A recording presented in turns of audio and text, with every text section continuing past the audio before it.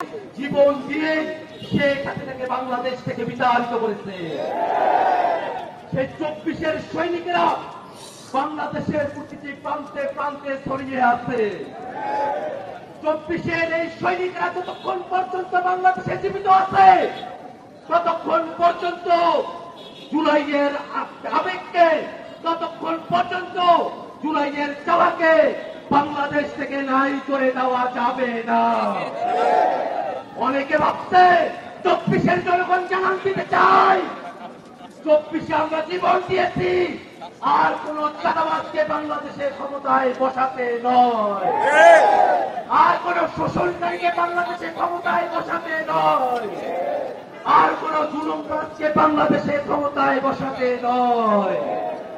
যদি বাংলাদেশের মানুষের মানবিক মর্যাদাকে রক্ষা করতে হয়, বাংলাদেশে অবশ্যই মৌলিক সংস্কার বাস্তবায়ন করতে হবে। ভাইয়েরা আমার, সরকারি অফিস আদালতে যাওয়ার পরে বাংলাদেশের মানুষেরা ভোগান্তিতে থাকবে, এই কারণে আমরা 24-এর আন্দোলন করি নাই। এদেশের বাংলাদেশের ছাত্র জনতার উপরে 24-এর অভ্যুত্থানের সময় গণহত্যা চাপিয়ে দিয়েছে।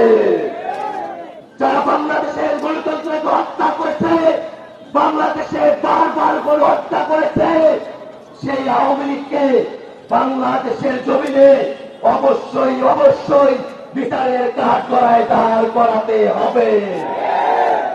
আওয়ামী লীগ এবং আওয়ামী লীগের গুন্ডা নেত্রী শেখ হাসিনা বাংলাদেশে তাকে ফিরিয়ে নিয়ে এসে সর্বোচ্চ শাস্তি কার্যকর করতে হবে।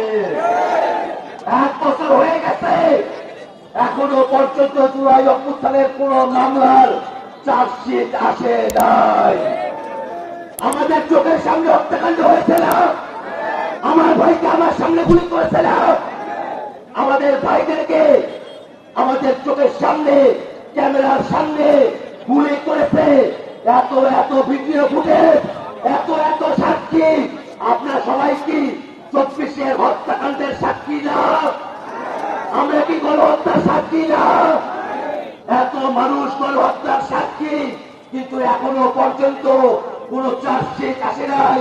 আমরা অন্তর্বর্তীকালীন সরকারের কাছে আহ্বান রাখতে চাই, অবিলম্বে জুলাই অভ্যুত্থানের মামলার বিচার কার্যকে দৃশ্যমান করতে হবে। বাংলাদেশের মানুষকে যদি শান্ত করতে হয়, ওই আওয়ামী গণহত্যাকারীদের বিচারের মুখোমুখি দাঁড় করাতে হবে।